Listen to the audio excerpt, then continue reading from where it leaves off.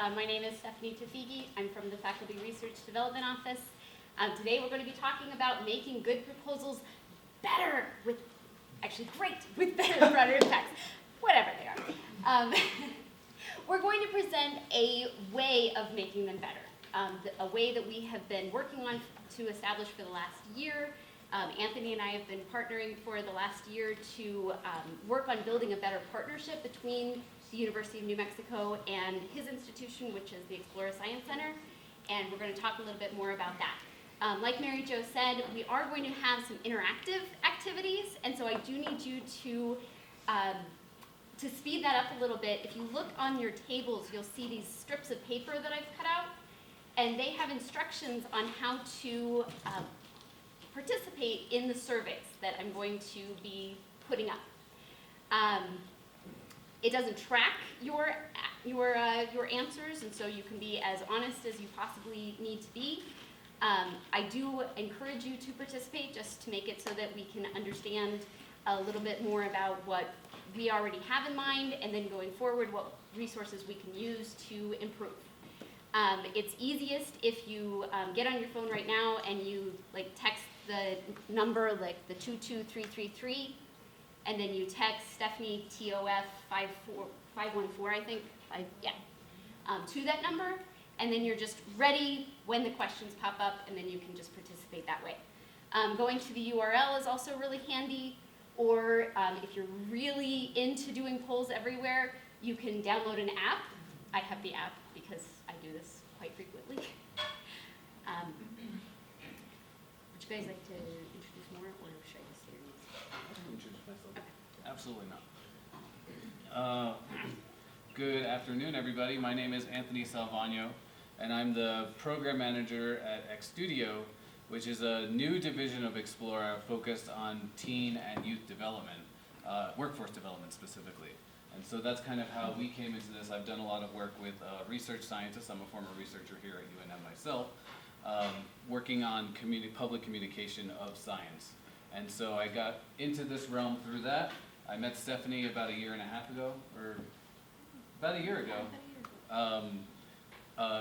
related to this project, and we formed a partnership to help put together ways that we can work with you all to write better, broader impacts and better NSF grants in general. And we'd like to continue that partnership with you all today. Hi friends, my name is Mitchell Whittier. I also work at Explora. My role is to manage what we call STEM NM. It is a internationally designated STEM learning ecosystem. I'll tell you a little bit more about it when my slides come up, but the gist is that it takes a village to raise our kids and teach them STEM topics. All right, so going forward, I've spoken about broader impacts quite a bit. I've thought about it in a lot of different ways, specifically from the National Science Foundation perspective. But today I want to talk more about the impact that your research really has on domains outside of academia and inside academia that are natural. Something that has been coming to my mind a lot since I've been thinking about this topic has been Kurt Vonnegut. How many of you have ever read Cat's Cradle? Okay, so I don't know if you know the backstory behind Cat's Cradle, but it actually came from his brother, Bernard Vonnegut, working for GE, and he was part of the cloud seeding operation, and he was notable for identifying that that silver iodide was a better component to use for cloud seeding. Okay, cloud seeding was necessary. The idea was that we can make it rain to help crops grow in California. Yay us. The US government then took it over and used it during Vietnam in Operation Popeye to extend the monsoon seasons by an average of 30 to 45 days a year. This was an impact that his research did not intend to have, but it was part of the natural course of science research. So these are the domains that Emerald Publishing has identified as being impact zones that research can have. And when I found this image, I thought to myself, yeah, that's pretty good. You know, it's pretty inclusive of the different domains that your research can have on different parts of life. Then I took it a step further, and for this talk, I really want us to think about the broader impact zones as being the impact that research has beyond academia. And so the two that have been pulled out, practice and knowledge, I think of those more being the academic side, whereas the others, economy, public policy, society and environment, and even teaching and learning that is not directly related to your research or is a part of your research that you're using to create some kind of broader impact of your research, is outside of the realm of natural academia, and it can fall under broader impacts. So when we're thinking about these zones and the different ways that your research can impact these domains, I ask the question, should researchers be solely responsible for their research effectively impacting all these relevant zones? This is the first question that I want you to participate in. So if you can go to your cell phones, and if you can answer these questions, like I said, it's not tracking your responses, it's not looking at who is responding in a way or another, but these are the options. So you have, yes, it falls into the three academic statutes of teaching, research, and service. Yes, the researcher is responsible for the effect of their research. Yes, for a different reason altogether, because I didn't have enough time to put up all of the options that could possibly be there. Or no, one researcher does not have the time to oversee the impact of the research on all these domains. No, the researcher is not an expert in many of these domains and cannot be solely responsible. Or no, for a different reason altogether, again, because you can't possibly put them all up there. So you can see the totals are increasing. Those of you who are still looking at your phones, I'm going to assume that you're still going to participate, so I'll wait for a little bit to put up the responses. Well, it's asking me for joining a presentation, So that's That's the S, yeah, the last one, okay. yeah, the Stephanie TOF 514. I think if I paid for it, I could make it more relevant to the talk, but it's the free version, and so it just takes my name. I did this at a national conference one time, and yeah, that was fun.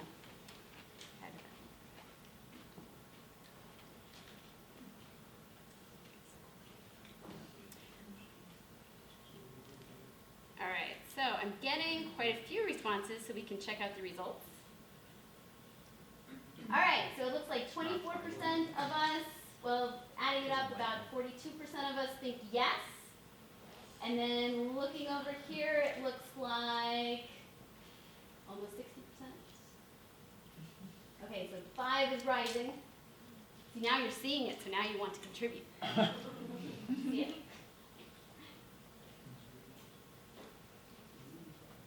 Okay, so it looks like the majority of us are picking no. Me talking about broader impacts, yay! I'm excited about that. Just in case you were thinking that you're on the yes side, I totally understand where that is coming from, and I have an example that's going to explain exactly why that is part of academia, why we believe that we are solely responsible for what we do. But I want you to think today that broader impacts are a way to extend yourself beyond your academic silo. I found this image, it's actually part of a journal article that's actually talking about breaking academic silos and the need to do that to be able to extend the reach of students' education and to be able to meet the demands of a 21st century community. So, keep in mind today, you are not alone. Okay, so now thinking about the fact that you are not alone, I want you to rethink these broader impact zones. Think about, okay, so if my research is my research, and I am in charge of the practice and the knowledge of that research, but that research has a potential of impacting the economy, public policy, society and the environment, teaching and learning, now I have a second question to ask, which is, what resources are needed for you to maximize the positive impact of your research beyond academia? This one is open answer. You can write a word, you can write a phrase, you can write a sentence, you can write a paragraph. and it will be captured when it is up there.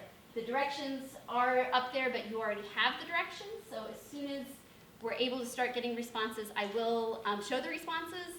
They'll do kind of a looping thing. If you're here to learn and absorb, I totally understand.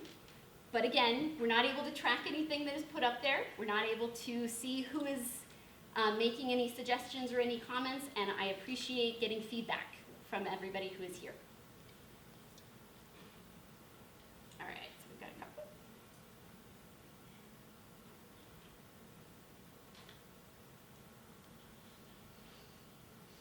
All right.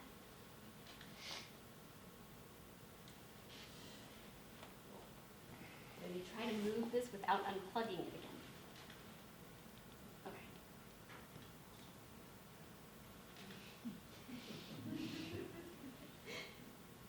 I put up money a lot when I was practicing with this. Create opportunities. And we can't read them all because they're going faster than I hoped that they would go.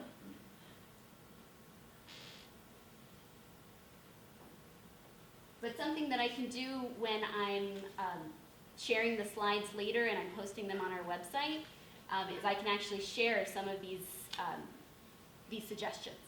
And these suggestions, again, will be really helpful for the Research Development Office and for the partnership that we're developing with Explora and with the STEM&M ecosystem to better understand how we can meet the needs of the faculty. Time is always huge, and we're actually going to talk about how we can help save time by planning for that success. You gotta like save these results. I You can will. share them on future presentations. Yeah, I will. No, it really does save, like my earlier things. It saves, I just can't track them. Okay. We've got a lot of ideas. You guys are being very creative, and I appreciate that. So that's awesome.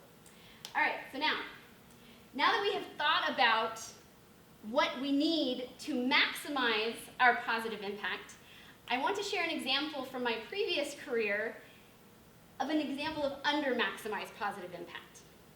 Okay, so I came from Georgia Tech in Atlanta. I was a research operations program officer there for a center in the College of Computing. And the gentleman who is looking quite strange back there is a graduate student of ours. His name is Zifan E. He got his master's degree at Georgia Tech. He's now at the University of Michigan working on his PhD. And what we had decided was that the center that I was managing was a computational behavior research center. And it was initially funded by an Expeditions in Computing grant from the National Science Foundation. We were in the 5th year of our grant, which was the last year. We did get a no-cost extension, so it went on for a 6th year. But we all decided that, you know what, we've been doing a lot of really great research. Yay us! We want to share that research with the broader community. And NSF said, yay you! And so we got together and we thought to ourselves, all right, what do we need to do? What do we need to do? What do we need to do? And we thought, museum. Okay? It's a standard thing that a lot of people believe is a really great thing, which is why I love being able to partner with Explora, because they are a science museum. So we decided that that was what we were going to do.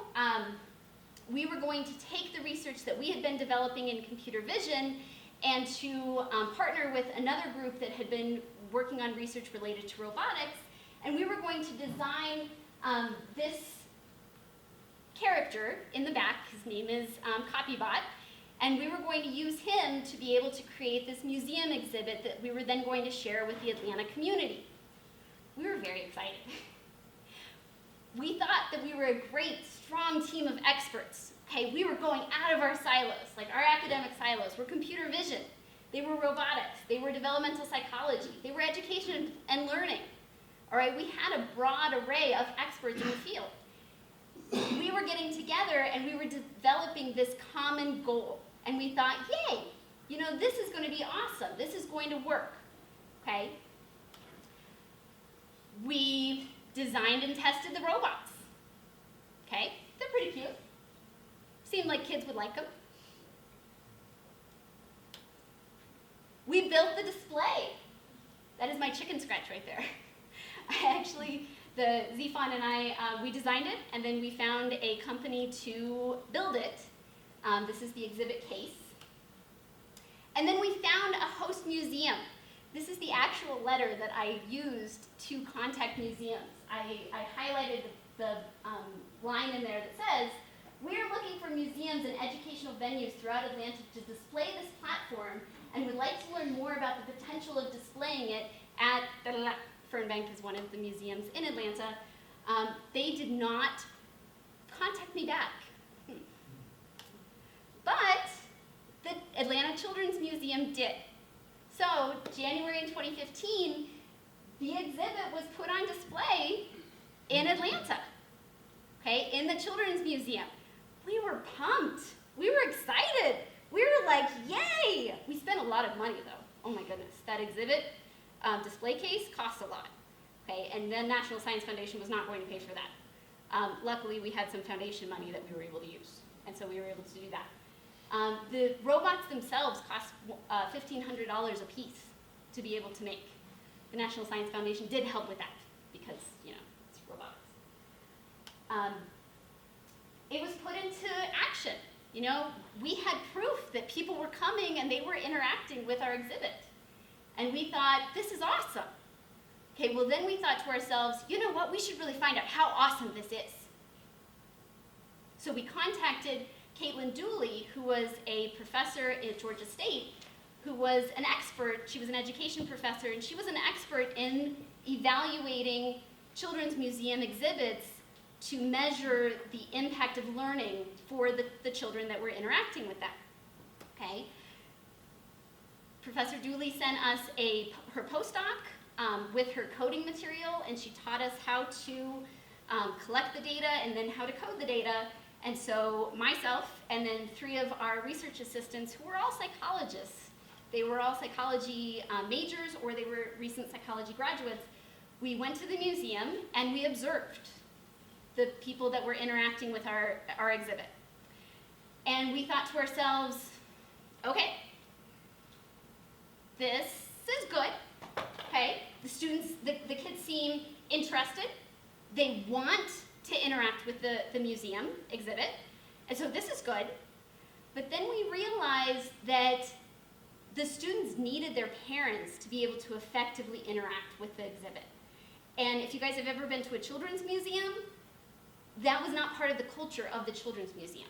You know, in a children's museum, a lot of times, like, the kids are just kind of running and exploring and, you know, experiencing, and they're touching and they're feeling and they're, you know, laying on stuff and they're climbing up stuff. And they couldn't do that with these robots. So we were relying on parents to take their child and either lift them up to make eye contact. Oh, I forgot to tell you, that's what the robots do. They make eye contact, so that's what Zfon was doing. I'm so sorry, I missed that part. You couldn't see that from the video? So what the robots did was that they were using the technology that we were learning with eye tracking and with computer vision to be able to make eye contact with the user and then to be able to mirror the head motions of the user. And my son was one of them that we used to test them, and as soon as he would see the robot, he would start doing this. Because he knew that's what you had to do to make the robot do what you wanted to do. He knew it because we had trained him to do it. But for kids coming into a museum, it was hard to train them, you know, without having somebody there. And it was hard to get the parents to come and read the directions for their child because, again, like, that wasn't the culture of the museum. So 3 weeks later, the exhibit was removed. Okay? Some powerful lessons were learned. Like, we learned that, you know, like I said, the kids were really interested. They wanted to participate, but they needed their parents to do it, and that just wasn't the culture. So we realized that this exhibit would have been better in a larger, you know, museum for older kids. Well, then we tried calling other museums. Like I said, I had tried reaching out to Fernbank, I had tried reaching out to some other museums, and they told us it's too big. It just won't work. And I mean, I envisioned in my head, I was like, we could chainsaw it. It would be totally fine. But nobody took us up on it. And so, that museum exhibit that cost a lot of money, part of it is now in my office because we couldn't find a museum to pick it up. The Children's Museum learned a valuable lesson. They learned that this type of robotics exhibit was definitely not for them, so good for them. Okay, but we didn't have as much of success as we could have had, or that we should have had. And so my question now is, what did we forget? And for this one, it's going to make a word cloud. And so for this one, if your answer is more than one word, you're going to need to underscore it or put a hyphen between it or just squeeze them together to make it so that that is one phrase that you have.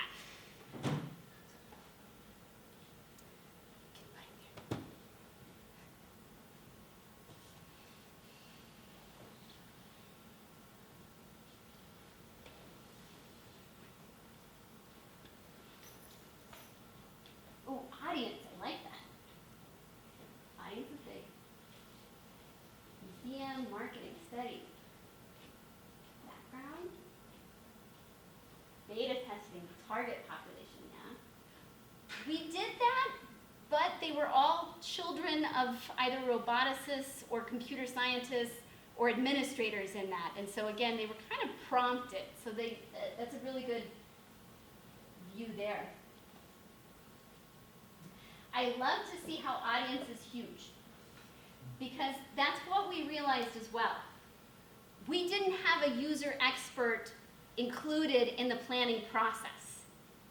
And that's the thing that since coming to the University of New Mexico and getting to know the wonderful people at Explora is that it's so vital to have them on the planning process, to have them there to say, like, that exhibit is going to be too large, okay? The kids aren't going to understand that they're making eye contact unless they can see themselves on the computer screen. Okay, we had a computer screen, but it was on the other side of the exhibit, and our thinking behind that was that, well, it will encourage people to come and try it out. But they couldn't see themselves on the computer screen while they were trying it out. So there were a lot of things that we missed. So the rest of what we're going to do today is talk about how to develop synergistic external partnerships. And we're going to start by having Mitchell talk about STEM&M ecosystem. Hi again, everyone. So STEM&M, as you can read, is a network of organizations. We're working to expand equity and access to STEM education and STEM learning. And really with a focus on not only because we believe everyone should experience and have some understanding and knowledge of STEM topics, whether you're going to do it in the, for a career or not. But a big piece is so you can be on a pathway to a career in STEM subjects. And then, so we are a part of an international community of practice. The STEM ecosystems, it's funded by something called the STEM Funders Network. And there's now 83 ecosystems in 5 different cohorts all around the world. So many are the US, but all of Kenya is a STEM learning ecosystem now, and then Canada has a few, Vancouver and a couple other places I don't remember. And so our model, as you can see, is let's link all the stakeholders of education, STEM learning, together. So, first and foremost, STEM learning starts at home. That's my new hashtag on Twitter. So home, community, higher education, you all. Businesses, let's get them to tell us what attributes they're looking for in a new hire so we can help train them up. What things do they want to know? What things do businesses have to reteach and relearn after you get out of academia? Science centers, after school, libraries, just all these different stakeholders. Let's bring them to the table, let's find community, and let's impact. So we have kind of 4 main strategies. So to cultivate those cross-sector partnerships between these different stakeholder groups. Creating and connecting STEM-rich learning environments, so helping teachers understand these new science standards that just got adopted.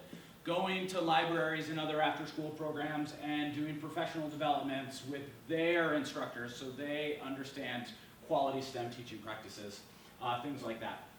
Equipping educators, again, helping them in school, and this is, for the most part, our primary focus, our primary audience is K through 12, but some post-secondary as well. So equipping those educators to help them teach the latest and greatest. And then supporting youth pathways. So if you come to Explora for our Girls Who Code program on Tuesday evenings from 5 to 7, then you're really excited and you learn Java but you're ready for the next thing, then I have another place for you to go. Oh, well, if you really like this program, then you should really meet up with this person, and she goes to UNM and she's this amazing coder, and why don't you, So it's just all about, like I said at the very beginning of my introduction, is to produce a community that values STEM and education, then it's going to take a village. And so we connect these cross-sector groups, and it's all based on a collective impact model, which means we have that shared vision that equity and access to quality learning environments is key.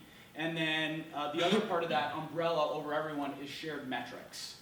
So let's share what we're learning, let's share the data. And of course, we could talk all day about how hard that is and solutions, so I'm just gonna leave it at that. Thank you so much.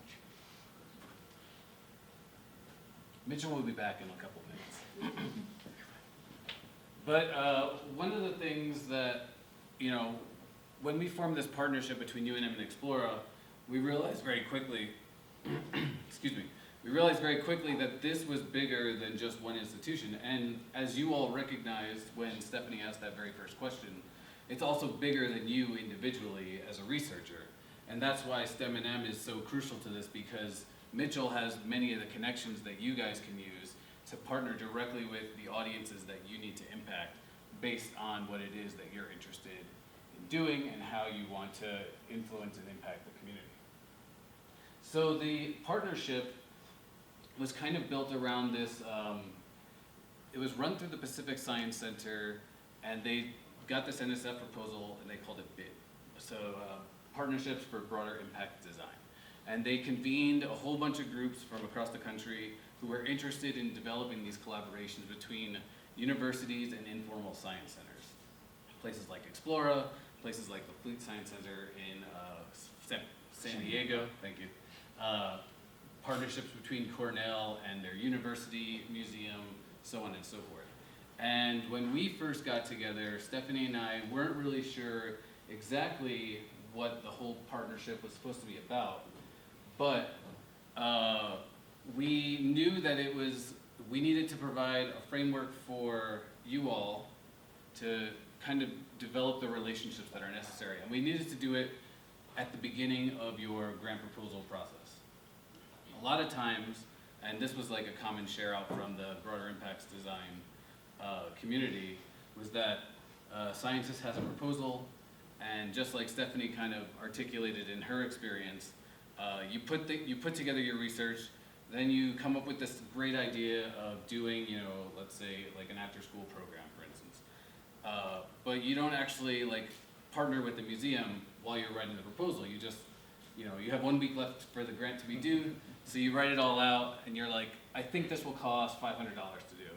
And then, you get the funding a year later, and then you realize, oh crap, I don't know where to go with this, and I don't know who to connect to, and I also don't know how much this actually costs. I just kind of thought that this is what it was, and then you go to, Explora, for instance, and you find out that, oh geez, I really would like to help you with this, but we just don't have the space right now to do this, and also the program is going to cost a lot more than you think it is. And so we realized very early that introducing this partnership very early in the cycle is very crucial for, one, you to be able to budget appropriately, but also for you to be able to have the impacts that you really want to have, and not just to kind of like slap this together last minute. And again, this is really all about the partnership, and it's not about Explora, it's not about UNM. It's about achieving what you need and want to achieve.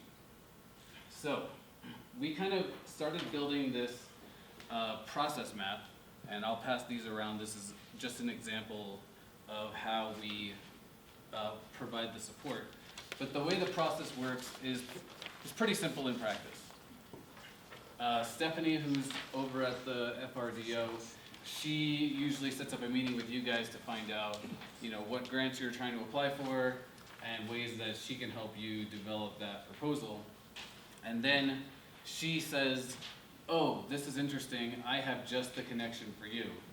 And she'll either reach out to me if you're trying to do something traditional STEM, or she'll reach out to Mitchell if you need a partner that's like outside of Explora, for instance. So then we set up a meeting, usually 3 people, Stephanie and myself or Mitchell, or sometimes myself and Mitchell, and you, to talk about what it is that your research is all about and what it is that you're trying to achieve. And then we work together to build kind of a map of that program. So the thing that I passed around is kind of this example of a menu of programs and ways that Explora can support you. And we developed this as basically just a way for you to get the wheels turning in your head, to kind of understand, oh, these are the things that Explora can do, and they can do a little bit more, but sometimes you have a clear picture of what you want, and so this will fit right into that. And sometimes you don't at all, and then that's where we have that option of like, we'll work with you to figure that out and spend the time to actually develop this stuff side by side. So then after we have that first meeting, there's usually a couple more meetings where we sit down and kind of co-develop the broader impacts plan that you have and put together some numbers and a budget for you and just kind of bounce that around to see if what you're trying to do is feasible within your own budget. And this is very much not like this is what the cost that Explora has and we're trying to push that on you, but it's really all about making it work for you. And really fast on that, like a lot of people said time was a crucial piece of what was holding them back from making that broader impact. Partnering outside of the university, outside of yourself, is the easiest way to save that time, because you are not necessarily going and teaching every course that you want to include in your program or in your plan.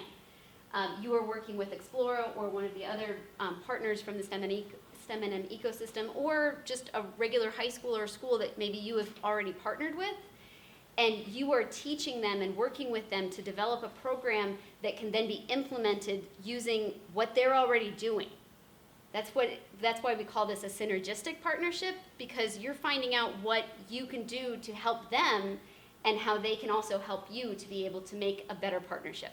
Jennifer, did you have a So is this primarily you're targeting a certain kids, correct? If your broader impact, you decide you wanted to work with K through 12 or something like that. But if my broader impact is more working on community colleges, say, just as an example, is that outside of your scope? So that's a really good question, and that's something that the BID program has really looked at.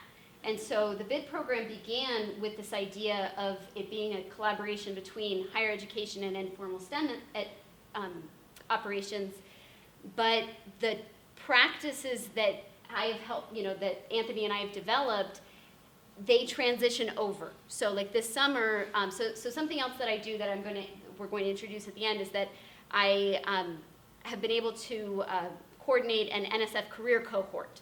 So it's a cohort of assistant professors that they plan on submitting to the NSF career in July. And so we started last year in October. This year we're starting in November, just because we're doing these broader impacts workshops ahead of that time. And so that's kind of being brought into this. So we're going to start it in November. But I was able to help Zeb Chowdhury from Math and Statistics to develop a partnership with CNM. And so that was a partnership that was not with Explora, but it was still using the same kinds of practices that Anthony and I have been developing to bring CNM in on the planning process to develop a realistic plan. And that's something that, the science will get you funded by any funder, But if you have a broader impact that you're proposing that is not feasible based on whatever you're budgeting or your time, it will probably not get funded regardless of how awesome the science is. So that's kind of what we're doing on here. Does that answer your question?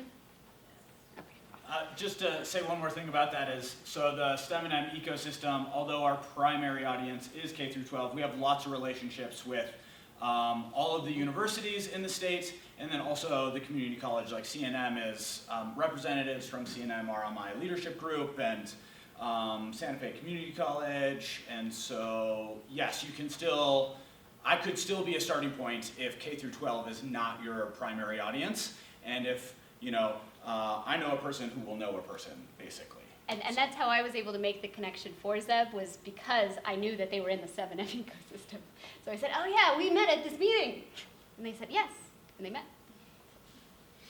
Right, I can't like advocate enough for what Mitchell does, because really that's the starting point for this whole conversation, is like identifying who it is you're trying to connect with, because that connection certainly exists somewhere and we'll find it. So with all that said, the way that we found actually more recently to be the most useful thing is through like the co-development of a logic model. And so the activity that we have for you all is to kind of start to put this thing together and just start to brainstorm some ideas. So my background is in education. So I have a master's of curriculum and instruction from the University of Washington.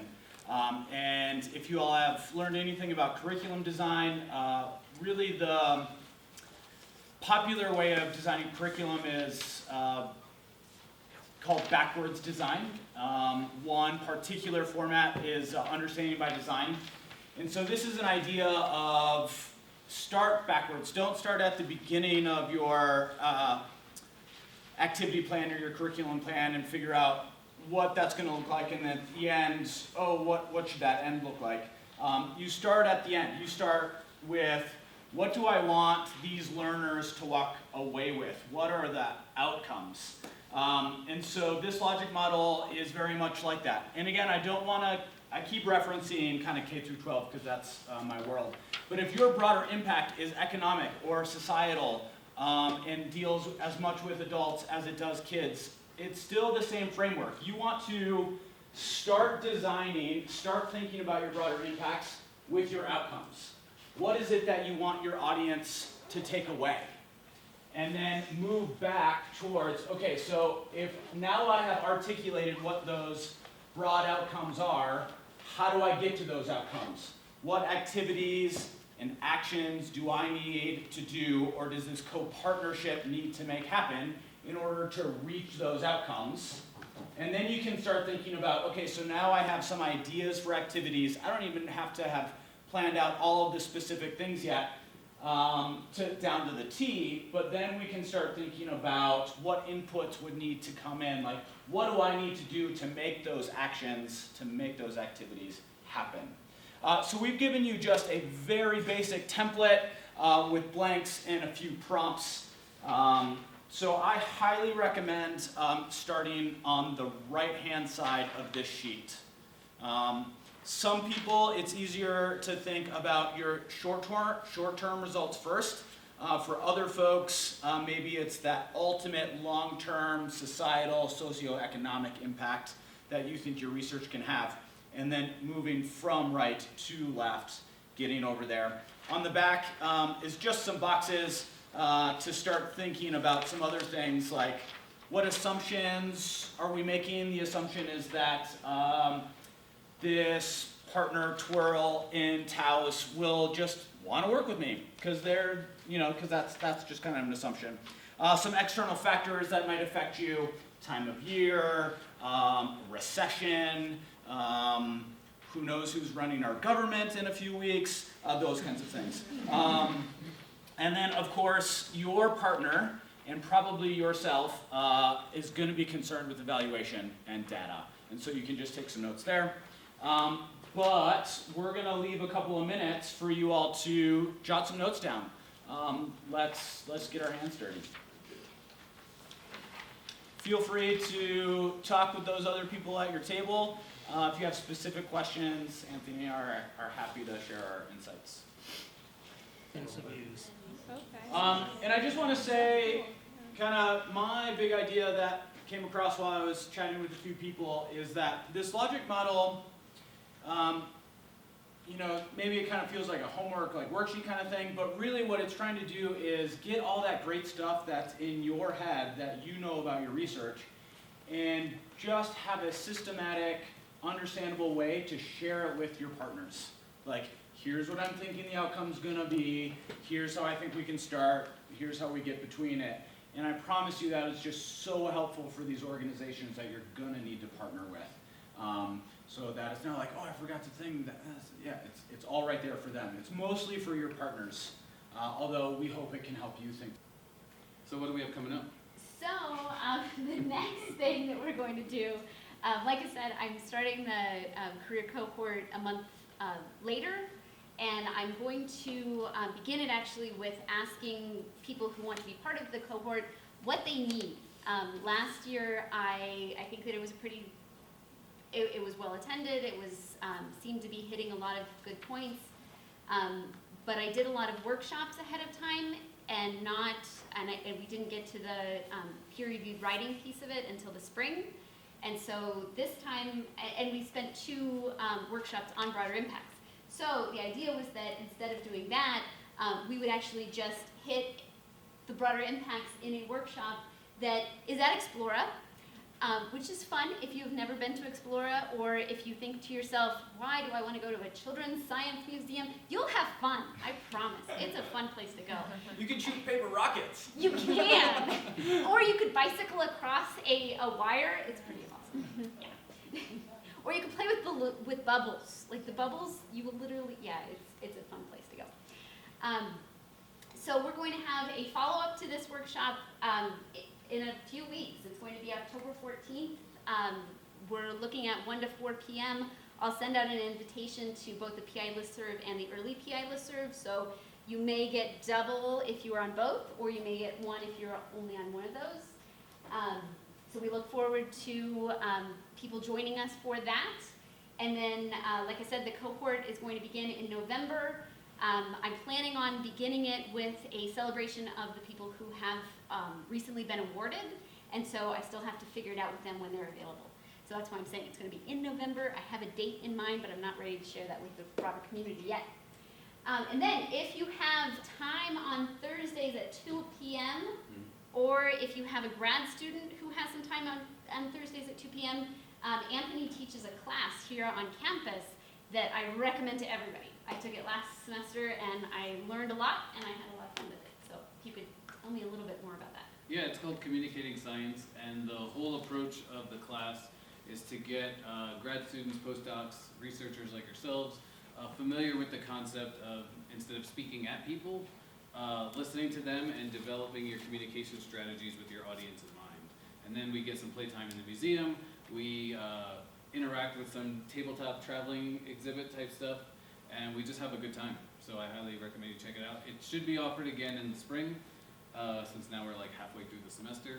And I think it'll be offered every semester from here on out, and it's through the Nanoscience and Microsystems department.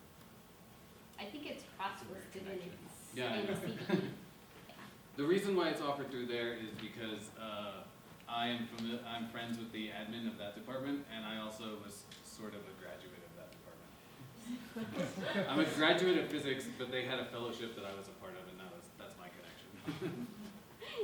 All right, so all that we have left are questions and then our contact information. So, does anybody have any questions, concerns, statements of interest?